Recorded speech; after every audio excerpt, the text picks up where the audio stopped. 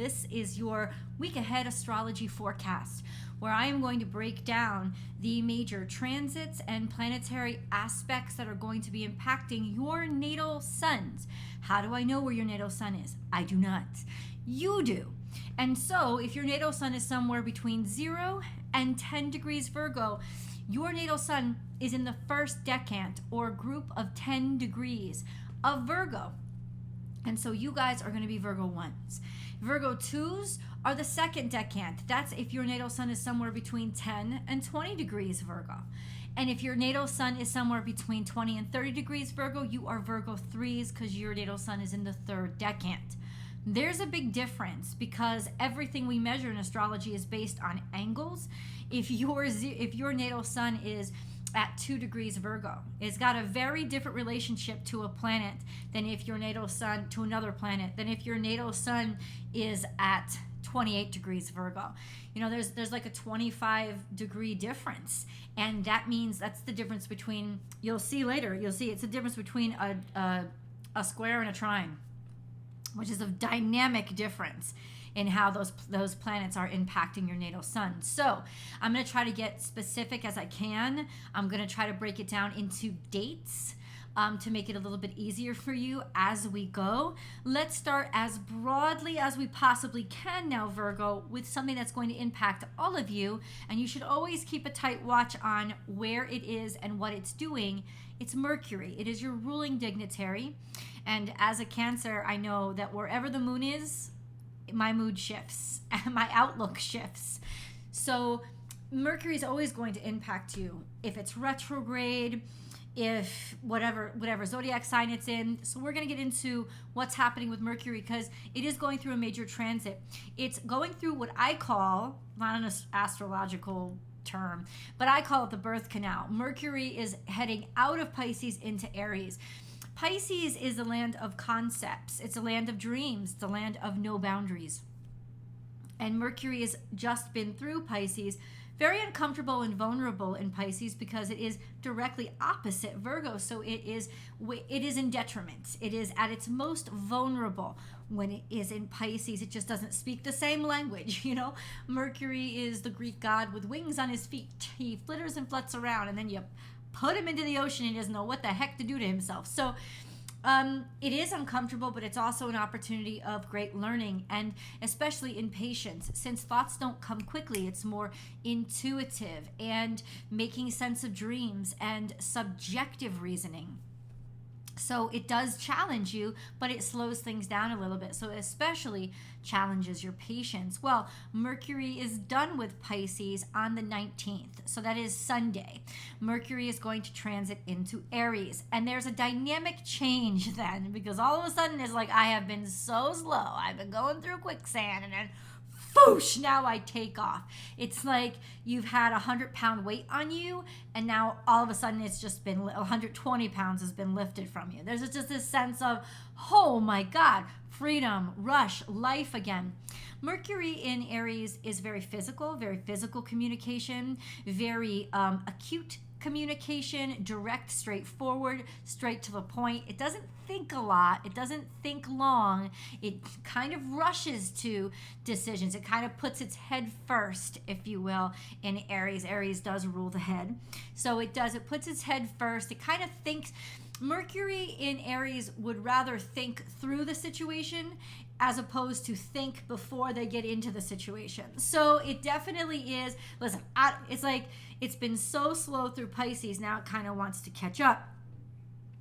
Mercury is more aggressive. You can be more pop-offish.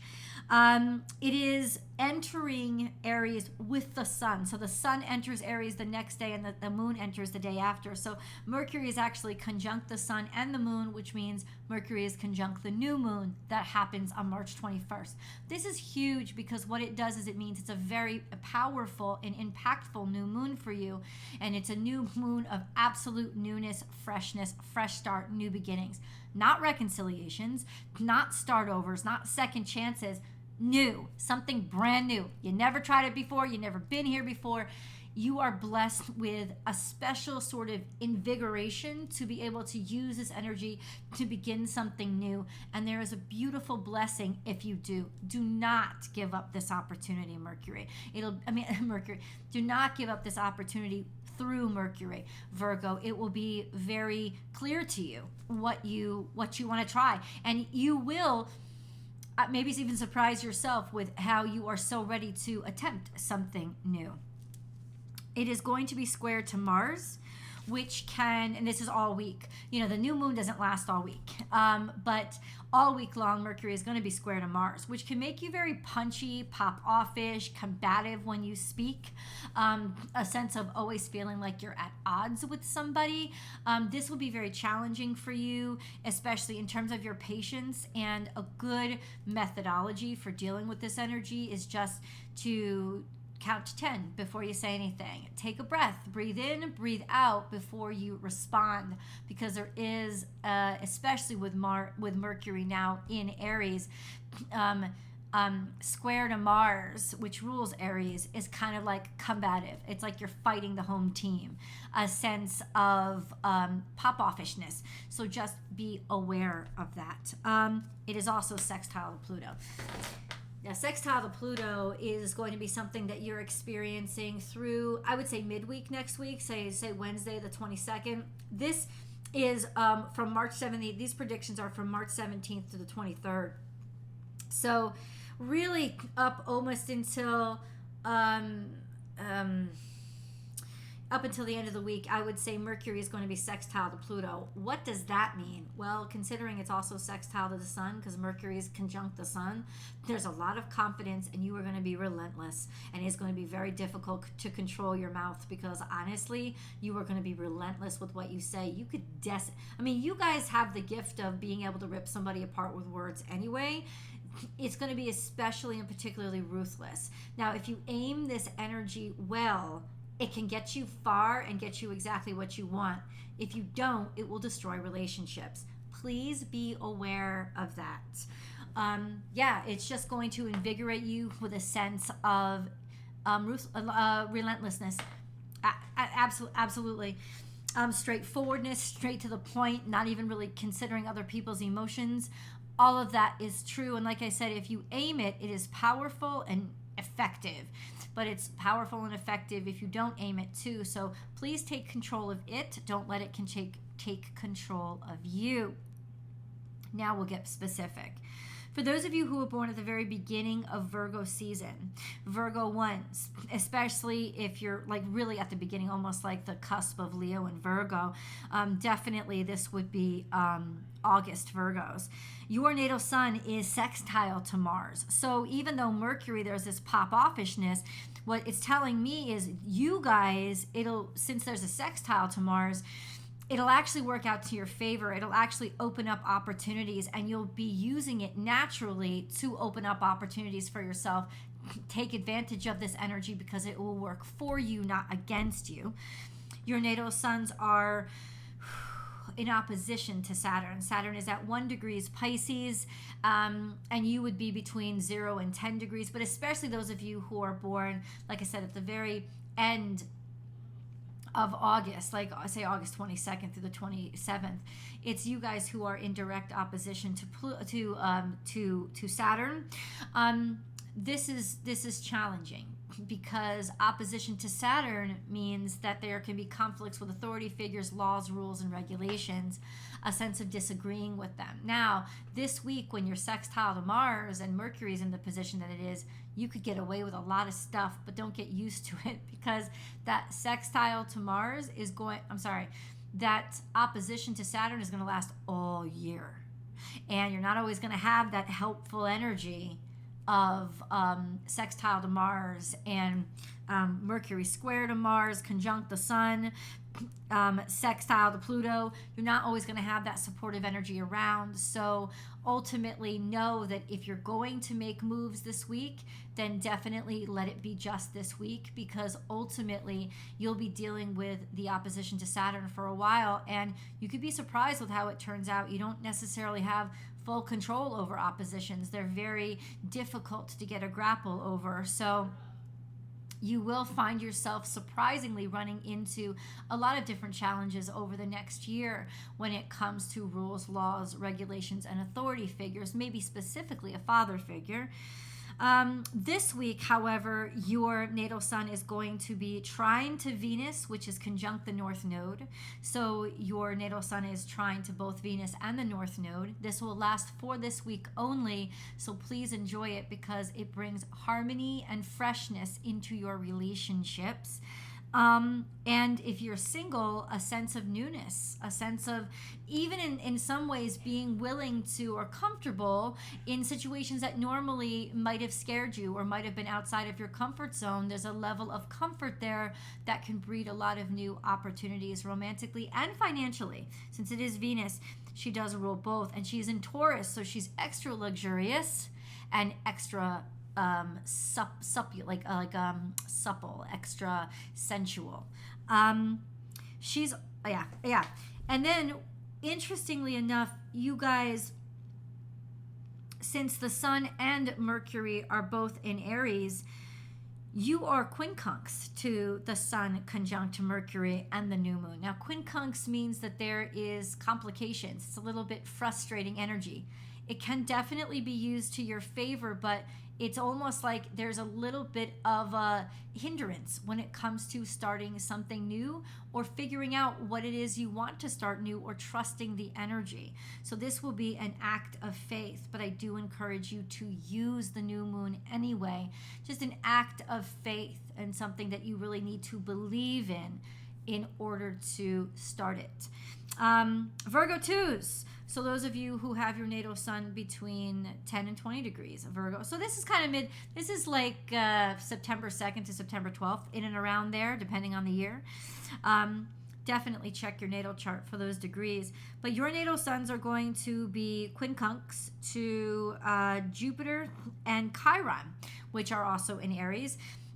This is a challenging situation. It's frustrating because it seems like the growth and the expansion isn't coming quick enough, or the lessons you've learned from the suffering and the struggle aren't coming quick enough to keep up with where you want to expand into and the opportunities you were hoping for. So I think patience is definitely your best solution right now. This is something that's been going on for a while, and it will last for a while longer. It's not new energy, so it's not something that's going to shock you or all of a sudden sort of like be really, really intense. Jupiter, however, is breaking away from Chiron, which means that in some ways the pain isn't going to be as exaggerated, the suffering, the learning, the struggle isn't going to be as exaggerated, and it's almost like turning a corner. You could start to see a break in the clouds at this point, though there will still be some frustration around the subject matter because of that quincunx. Your natal suns are also trine to Uranus, which is not new. It's not new. It's been that way for a while. Uranus has finally moved a degree, so it's past direct mid-Taurus, but ultimately there's a harmony or a trust that is with new things, different things, outside of the box things, using your brain in an open and kind of clever, genius way. So this is a great time for super intellectual thought. Next week, you're going to get Venus trine to you. So Virgo 1s have that blessing this week. Next week, it will be you. Not like next week after this, so after the 23rd, toward the very end of March. Now, Virgo 3s, you guys are square to Mars. And that's what I wanted to point out is like Virgo 1s are sextile to Mars. Virgo 3s are square to Mars. That's the difference. And that's why when you just get like a sort of a general overview, you're thinking it's not working out for me this way. It's because it's really impacting your natal suns very differently. So from those of you who are born at the end of Virgo season, especially those who are born on the cusp of Libra, your natal suns are absolutely square to Mars, which means combativeness, pop-offishness, a struggle to maintain your composure, and maybe even being pugilistic or wanting to fight first or act first before you think. So just be very aware of that energy, because if you learn how to control it and you learn how to confront it and take responsibility for it, there is a wonderful sense of really coming out on top, because that's what squares will allow. They will allow opportunities. Once they've challenged you, they will allow great rewards. So if people are challenging you and pushing your buttons, dealing with them in the most calm and practical way is going to really set you forward. You guys are in opposition to Neptune, which has been going on for a while. So being distracted, being dreamy, let your dreams inspire you. Don't treat them as distractions. Write them down. Treat them as inspirations. That's the best way to deal with this energy. But yeah, you will be a little bit more tired. You will be a little bit more dreamy, and this is just how Neptune is going to impact you. You might even be more drawn to the water and going to the water and being by the water, being concerned for issues with water. All of these things can actually be helpful to you at this time. And this will be for a while. I mean, like, Neptune is going to be there for a while. So this has been going on for a while. And then we have the trine to the midheaven. And I normally wouldn't talk about this, but I think it's important because it means that there's some sort of harmony or opportunity coming in your career, for you to maybe expand your career or accept where your career is headed and what you are capable of. There is a sense of peace when it comes to your career, peace and maybe happiness. So definitely, if this comes in the form of an opportunity or starting a new job this week, especially around that new moon, do it, because this will be a very good move for you. So I love you guys so much, and I hope that you'll come over to Born Without Boundaries Tarot and watch the Virgo tarot card reading. Please remember to subscribe to this channel and ring that notification bell, because I go live a lot of days over here, just a live astrology chat, and you can participate if you are a subscriber, and I hope you will subscribe. And yeah, please do ring that notification bell so then you'll know when I go live. And please feel free to leave comments below. I would love to know how this energy is impacting you. I love you guys, and I will talk to you next week. Bye, Virgo. Have a great week.